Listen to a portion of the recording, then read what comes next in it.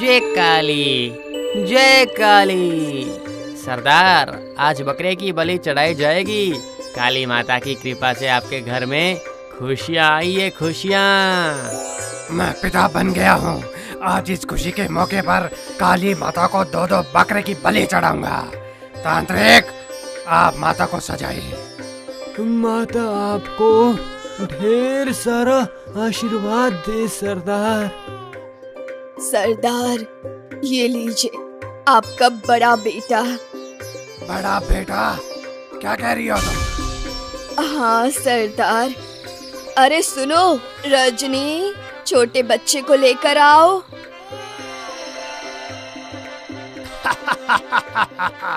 2-2 चांद मेरे घर पर आए हैं आज। माता के पैर का सिंदूर दोनों को लगा दो तांत्रिक।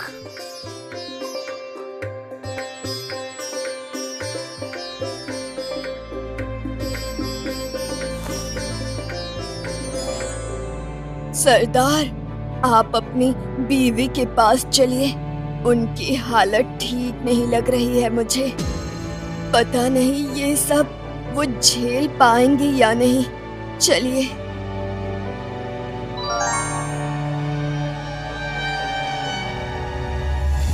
सरदार, क्या हुआ तांत्रिक? ये बेटा नहीं, आपका सर्वनाश है। वो आपके साम्राज्य को नष्ट करने के लिए आया है। उसे अभी विदा कर दो आप।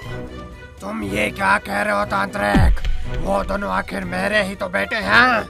सरदार, आपका बड़ा बेटा आपका नाम साम्राज्य दोनों ही और बड़ा करेगा, लेकिन आपका छोटा बेटा आपका सब कुछ खत्म कर देगा। ऐसा नहीं हो सकता। हाँ हाँ, ऐसा ही होगा, बिल्कुल ऐसा ही होगा। वो अकेले ही आपके जैसे 10-10 सरदारों को खत्म कर देगा और पता भी नहीं चलने देगा। आप उसे विदा कर दीजिए। ये सब तुम क्या कह रहे हो तांत्रिक? माता काली मेरे साथ कभी ऐसा नहीं कर सकती है। माता, माता, ये तांत्रिक क्या कह रहा है? आप सुन रहे हैं ना माँ?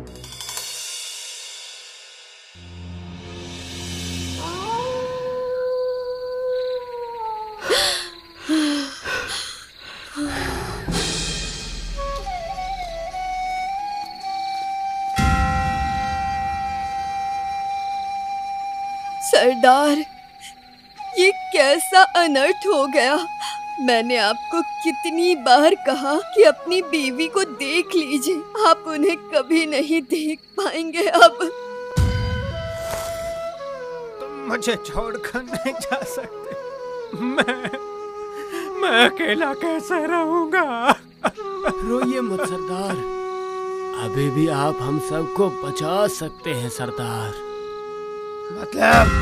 अगर आप इस बच्चे को अभी के अभी आप इसे नहीं मार देंगे ना, तो हम सब के सब मारे जाएंगे सरदार। ऐसा मत कहो तांत्रिक, वो मेरा बेटा है। आज वो सावित्री पूर्णिमा के शुभ अवसर पर उसने जन्म लिया है सरदार। मतलब क्या कह रहे हो तुम? बताओ। उसके ये नन्हे से शरीर से जो रोशनी निकल रही है, उसके तिलक में जो ज्योति मैं देख पा रहा हूँ, उसी में तुम्हारे पूरे डकैत साम्राज्य का विनाश लिखा हुआ है। उसे तुम अपने हाथों से खत्म कर दो। अपने हाथों से खत्म कर दो। अपने खुद के हाथों से खत्म कर दो।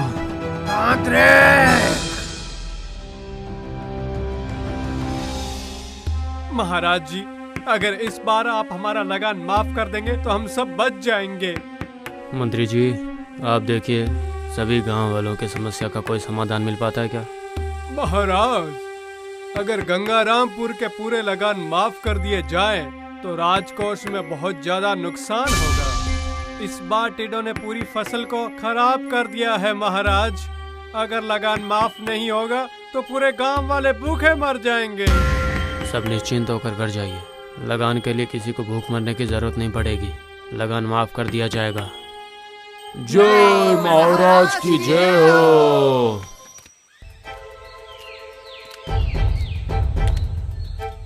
महाराज, माफ कीजिएगा, लेकिन लगान की वसूली नहीं होगी तो वो हमारे राज्य के लिए ही हानिकारक है। मंत्री जी, मेरे भाग्य में संतान सुख नहीं है, लेकिन मेरे राज्य में किसी के भी संतान का कष्ट मैं नहीं देख सकता हूँ। महाराज जी, वैद्य जी ने कहा है कि अभी भी वक्त है, अभी हमें ऐसे टूटना नहीं चाहिए। महाराज, क्या आप बता सकते हैं कि अभी और कितना वक्त लग सकता है? मुझे तो कोई उम्मीद नजर नहीं आ रही है मंत्री जी। महाराज, वर्मा वंश की श्री वृद्धि अभी भी बाकी है। प्रणाम गुरुजी, आइए स्थान ग्रहण कीजिए।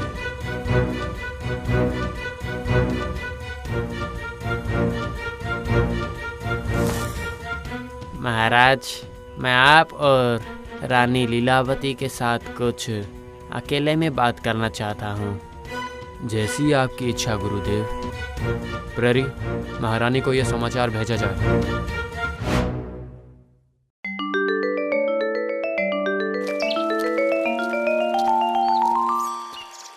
प्रणाम महारानी। राजगुरु जी आपसे और महाराज से अकेले में मिलकर कुछ बात करना चाहते हैं।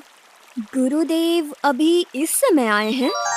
हाँ महारानी, खास महल में महाराज आपका इंतजार कर रहे हैं।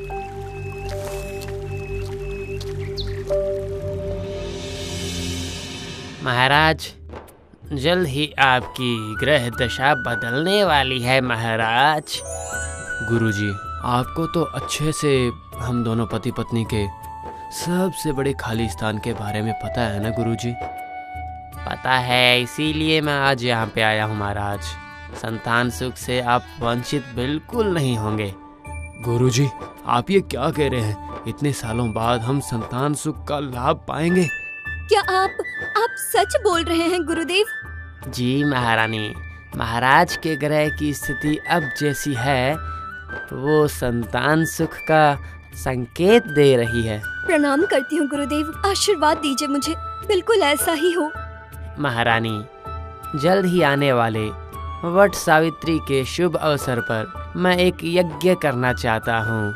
इस राज्य की बारिश की उम्मीद में महाराज, ये यज्ञ महारानी लीलावती ही करेंगे और वट सावित्री पूर्णिमा तिथि पर रात 2 प्रहर के बाद आप अकेले ईशान कोण में राज्य की सीमा तक जाएंगे। ठीक है? इसका क्या कारण है गुरुजी? महाराज, आपको ऐसा कुछ लाना पड़ेगा जिसको आप अपने राज्य के लिए शुभ मानते हैं। समझ गए ना आप? गुरुजी, क्या मैं ऐसा कुछ किसी से मांग कर ला सकता हूँ? आप जो भी लाएंगे महाराज, उसका कोई मालिक नहीं होना चाहिए। जैसा आप कहें गुरुजी। सबका कल्याण हो। हे माता काली, आपने मुझे कौन सी स्थिति में डाल दिया? इतने सालों बाद आपने मुझे संतान का सुख दिया और अभी इस बच्चे को लेके जा रहा हूँ मैं मारने के लिए। उसके तिलक में जो ज्योति मैं देख पा रहा हूँ, उसी में तुम्हारे पूरे डकैत साम्राज्य का विनाश लिखा हुआ है। उसे तुम अपने हाथों से ही खत्म कर दो। ये काम मैं आखिर कैसे करूं माता? अपने ही संतान को अपने हाथों से मारना कभी संभव नहीं है। अगर आप इस बच्चे को अभी नहीं मारोगे तो हम सब मर जाएंगे। हम सब मर जाएंगे। हम सब के सब मर जाएंगे। क्या इस बच्चे के लिए मेरी बीवी मुझे हमेशा के लिए छोड़कर चली जाएगी? अभी भी आप हम सबको बचा सकते हैं। इसे वापस ले जाना संभव नहीं है। मैं काम करता हूँ, इसे इस पेड़ के नीचे रख देता हूँ। कोई भूखा जानवर इसे आकर यहाँ से ले जाएगा।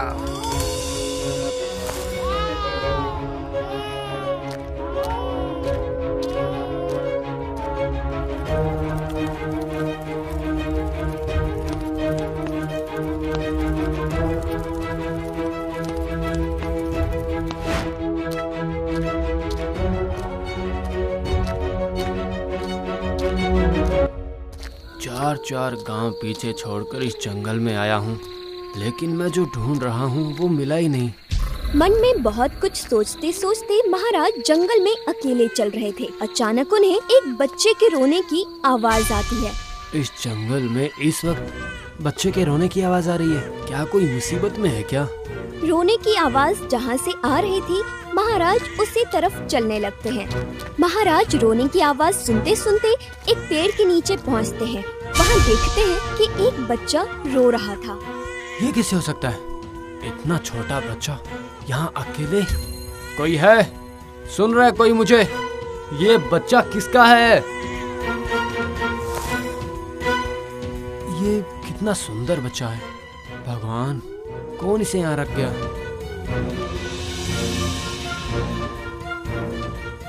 जितना जल्दी हो सके इसे कुछ खिलाना होगा मुझे। मैं वापस महल में जाता हूँ।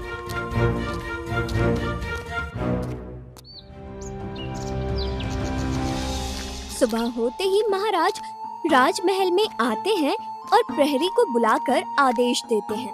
प्रहरी, महारानी को संदेश भेजो, मैं वापस आ गया हूँ। और साथ ही राजभेद को भी अभी बुलावा भेजो। जाओ जल्दी करो। जो आपके आज्ञा महाराज।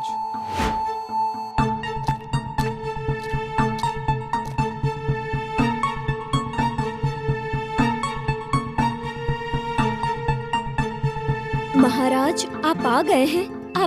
आपके हाथ में वो क्या है? गोरक्षापुर जंगल के सीमांत में एक बड़े से पेड़ के नीचे इस बच्चे को कोई रखकर चला गया था। महाराज, इस बच्चे के सिर पर तिलक दिखाई दे रहा है। एक देखिए तो निसंदेह यह एक शुभ संकेत है।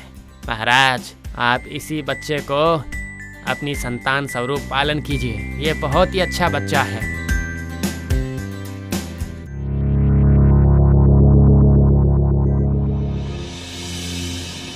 महाराज, गोरखपुर के जंगल में राघव डकैत का अत्याचार दिन बर दिन हमेशा की तरह बढ़ता ही जा रहा है। गोरखपुर के जंगल के आसपास 3-4 गांवों को जीना मुश्किल कर दिया है। आप ही बताइए क्या करें महाराज। राघव डकैत को पकड़ने की कोई कोशिश नहीं की गई है क्या? गांव के मुखिया ने बहुत बार कोशिश की थी उसके लिए महाराज, लेकिन वो सब असफल रहे उसमें। लेकिन जितना मुझे याद है, मुझे तो नहीं लगता कि पिछले 3-4 सालों में राघव डकैत के खिलाफ किसी ने कोई हमसे शिकायत की हो। शिकायत करने के लिए तो उन्हें यहाँ आना पड़ेगा ना महाराज। सभी को मरने का डर है और ये सारी खबरें मुझे गुप्तचरों से मिली है महाराज। राघव डकैत की अब इतनी हिम्मत हो गई। बिना देर किए पर्याप्त सिपाही भेजने का प्रबंध कीजिए सेनापति। महाराज, गुप्तचरों से मिली हुई खबर कुछ अच्छी नहीं है। आप क्या कहना चाहते हैं सेनापति? महाराज, खबर मिली है कि गोरखपुर के जंगलों में डकैतों ने एक निश्चित क्षेत्र में सीमा बनाई है और उस सीमा को कोई नहीं लांघ सकता है। राघव डकैती के दल में कुल कितने लोग हैं? पुरुष और महिलाओं को मिलाकर कम से कम 20 होंगे महाराज। आप आज ही सिपाही लेकर जाइए और राघव डकैती के सीमांत को तोड़कर उसे बंदी बनाकर यहाँ पे ले आइए। महाराज, ये जितना लगता है उतना आसान नहीं है। क्यों? महाराज, मैंने गुप्तचरों से सुना है कि सीमा के चारों ओर एक नहर काट दी गई है और तो और वहाँ पर मगरमच्छों को भी छोड़ दिया गया है।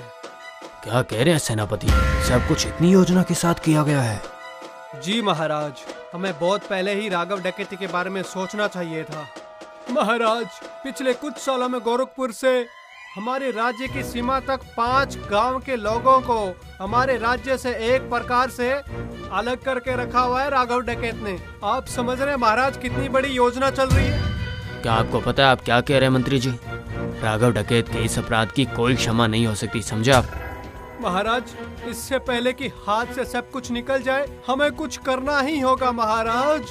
पिताजी, अगर आपकी आज्ञा हो तो मैं खुद सिपाही लेकर जाऊंगा और राघव डकैत को बंदी बनाकर ले आऊंगा। तुम कर पाओगे युवराज? युवराज अवश्य कर पाएंगे महाराज। ठीक है, फिर कल सुबह होते ही तुम सेनापति के साथ पर्याप्त सैनिक और अस्त्र शस्त्र लेकर गोरखपुर के लिए निकल जाना युवराज, ठीक है?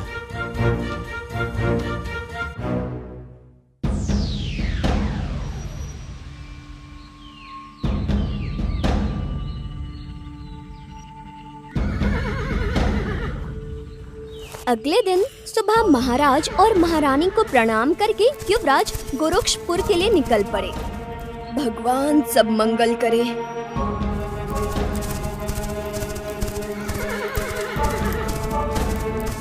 गोरक्षपुर जंगल में पहुंचते ही युवराज घोड़े से उतर गए और सैनिकों के साथ जंगल के अंदर चलने लगे। सबसे पहले चल रहे थे सेनापति।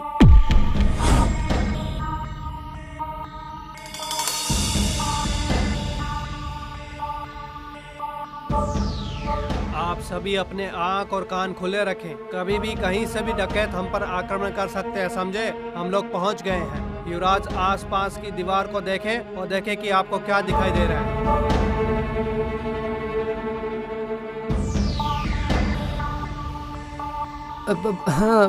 अब छेद किया हुआ है सेनापति जी। अंदर से बाहर की तरफ नजर रखने के लिए है, सही कहा ना? सिर्फ देखने के लिए नहीं युवराज, अगर जरूरत पड़े तो वो लोग वहाँ से भाला चला सकते हैं ताकि कोई इस बांस की दीवार को पार ना कर पाए, समझे?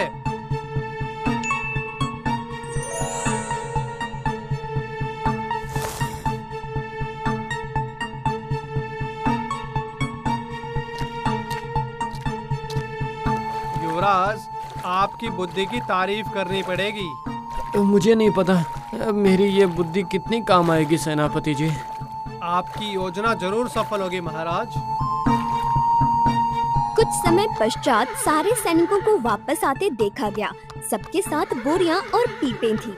सभी बोरी में लंका का चूर्ण है और पीपे में जलाने का सामान। सैनिकों, आप सब तैयार हो जाइए।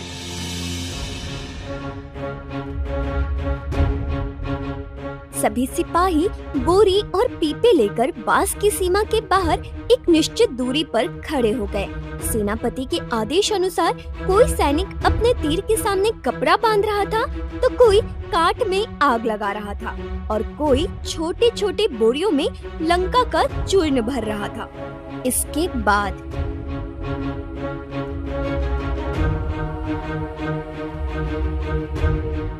युवराज, सभी सैनिक आपके आदेश की अपेक्षा में हैं। आक्रमण कीजिए सेनापति जी।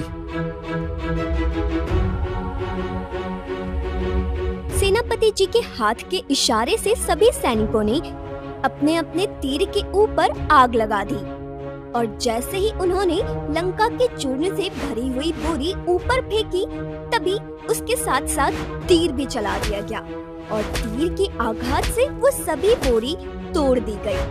बांस की दीवार को पार करके आग तीर और लंका के हमले के सामने हार मान लेना बस समय की अपेक्षा थी। बचाओ बचाओ, आग लग गई है, बचाओ हमें। जैसे ही बांस की रस्सी वाला दरवाजा खुला और वो नहर में गिर गया, तभी डकैत दल खांसते खांसते बाहर आने लग गए। सैनिकों, सभी को बंदी बना लो, कोई भी बचकर जाने ना पाए। अच्छा, तो तुम ही हो राघव सरदार? हैं, यही है राघव सरदार। सेनापति जी, सभी को लेकर चलिए।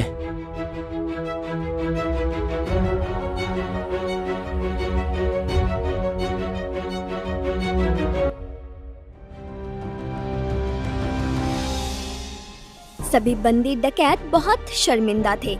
सब कोई सरदार से कुछ सुनने की अपेक्षा में थे, लेकिन बहुत देर तक राघव सरदार को चुप रहते हुए देखकर जग्गू ने कहा, क्या सोच रहे हैं सरदार? जग्गू, क्या मैंने गलत देखा? क्या देखा? युवराज के माथे पर वही दाग है। कौन सा दाग सरदार? मेरे छोटे बेटे के माथे जैसा दाग लग रहा था। युवराज के माथे पर वही दाग है और वही दाग मैंने युवराज के माथे पर देखा था। जग्गू, क्या कह रहे हैं सरदार? इस राज्य के युवराज आपके बेटे हैं? सावधान, युवराज पधा रहे हैं।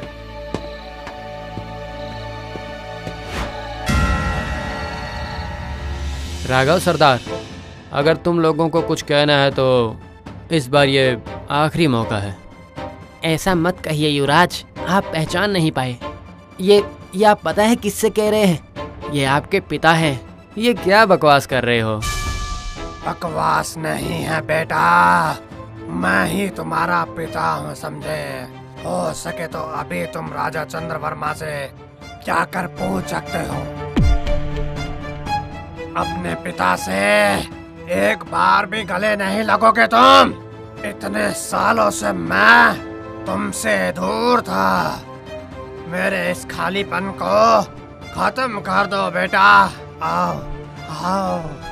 मेरे पिता एक असली इंसान है, एक प्रजापालित राजा है। पूरे राज्य को वो अपनी संतान की तरह मानते हैं। तुम्हें कुछ नहीं पता है। वट पूर्णिमा की तिथि थी। मुझे गोरखपुर में एक पेड़ के नीचे फेंक दिया गया था। इस राज्य के राजा मतलब मेरे पिताजी मुझे अपने साथ लेकर यहाँ आ गए थे। नहीं तो उस रात को किसी जंगली जानवर ने मुझे खा लिया होता। तुम्हारे शरीर में मेरा खून दौड़ रहा है बेटा, तो तुम किसी और को अपना पिता कैसे बुला रहे हो? इंसान का जन्म उसके हाथ में नहीं होता, लेकिन उसका कर्म उसके ही हाथ में होता है। मेरे पिताजी की दी हुई सीख और उनका संस्कार, यही सब मेरा परिचय है। क्या मैं तुम्हारा कोई नहीं हूँ? मुझे पता है मेरे अंदर शायद आपका खून होगा, लेकिन मेरी आत्मा मेरे पिताजी में ही बसती है और आप वो जगह कभी भी नहीं ले पाएंगे। तुम ऐसे नहीं बोल सकते हो बेटा। यही सच है। इंसान के जन्म से भी उसकी शिक्षा का मान हमेशा ज्यादा ही होता है। न्याय के लिए प्रस्तुत हो जाइए राघव सरदार, आपके न्याय का समय आ गया है।